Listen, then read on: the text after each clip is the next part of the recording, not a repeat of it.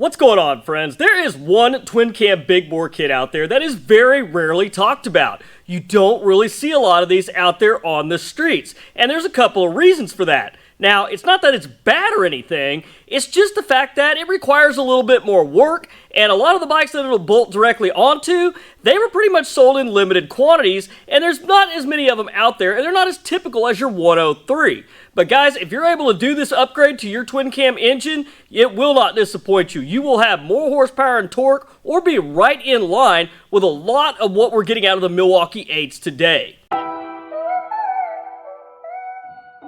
I'm talking about the twin cam 117 big bore kit. Yes, how many 117 twin cams have you seen out there? I've only seen maybe 2. That's the only ones I've seen that were actually 117s. Now, there's a couple of reasons for this, and number one is from Screamin Eagle. The 117 kit was only a direct bolt-on for the 110 engine. Now, if you'll remember, the 110 engine only came in CVO models. It wasn't that we actually saw the 110 in anything other than a CVO until the S models came out in 2016. And that was pretty short-lived. We only got a couple of years out of those before everything switched over to the Milwaukee 8. So, number one right there, there's just not a whole lot of these bikes out there as compared to other models. Now, one thing you're probably thinking is, well, can I take 110 cylinders and bolt them onto a 103? No, you cannot. You cannot take takeoffs off a Screamin Eagle 110 and put them on a 103, just for the simple fact that the case bore is larger on the 110 than it is on the 103. So with the factory cylinders, they will not slide onto a 103. Now, a 110 kit for a 103, the cylinder spigots are actually thinner. They're thinner, but they're made out of a little more, basically, we'll just say a little stronger material so that the spigots don't crack. And that is the difference. Now, I know a lot of guys went out there and got 110 cylinder kits and thought, well, I'll just put those on my 103, only to get it torn out and find out they will not go on there. And that's where I'm going to get to today when it comes to the 103 and why you don't see a lot of 103s converted over to 117s. Guys, please don't forget, if you enjoyed today's video, don't forget to hit that like button and consider subscribing to the channel if you haven't done so already. Now, as I mentioned, the 117 kit, this is a direct bolt-on for the Screamin Eagle 110. Now, you can put this on a 103. The only thing is that it's the dreaded thing that nobody ever wants to hear. You're going to have to bore the cases. That is plain and simple what's going to happen. The twin cam 103 has the exact same stroke as the 110, but the difference on the 110 is that obviously it's got a 4-inch bore, but the cases have a larger diameter bore to accept that 4-inch bore from the cylinders down into the cases without having to use thinner cylinder spigots. And this was basically kind of planned by Harley-Davidson so that they could go to big bore kits that would bolt on to the 110 engine.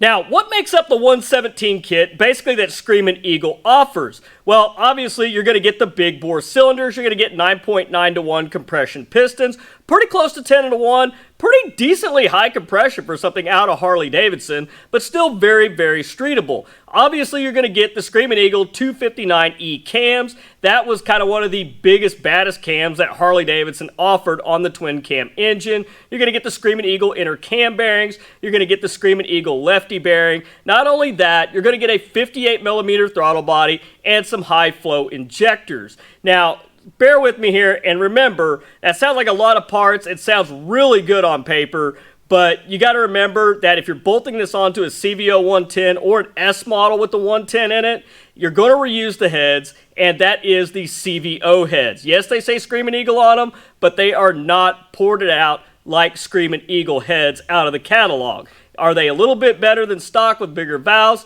Yeah, they're a little bit better, but they're not going to get you some monster power. So don't be too surprised when you see what the actual power numbers are when it comes to the Screamin Eagle 117 kit. Now keep in mind, this is with the Screamin Eagle mufflers and basically the Screamin Eagle cam, so there's a lot to be had in there if you want to swap the cam out. Now with your CVO heads and Screamin Eagle mufflers, we're looking at 110 horsepower and 115 foot-pounds of torque. Now, even with the Screamin Eagle parts in there, this would be made a heck of a lot better if you had a 2-in-1 exhaust system on it, or just basically anything aftermarket. That would definitely help swing that, probably in about the 10 horsepower and torque range, with like a Power Vision tune or just a good dyno tune.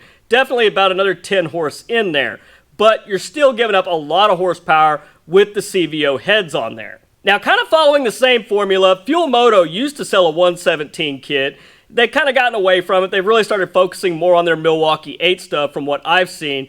But this makes a huge difference when they use their level B head porting on there. Roughly about the same compression, probably more like 10.5 to 1 is basically what they would have went with. And not only that, this is what makes a huge difference, is they use the Wood TW8 cam. Now the Wood TW8 cam, obviously this is not a bolt-in cam. This is a very high lift cam, very aggressive ramps, maximum torque, and obviously the displacement's going to make up for a lot of the horsepower. But the TW8, if you're going to do this and you're going to do the heads, like basically with the Fuel Moto kit, you would have got the level B head porting. They're already going to put springs in that to handle that cam. Now, get ready for this. This is a huge difference in horsepower right here.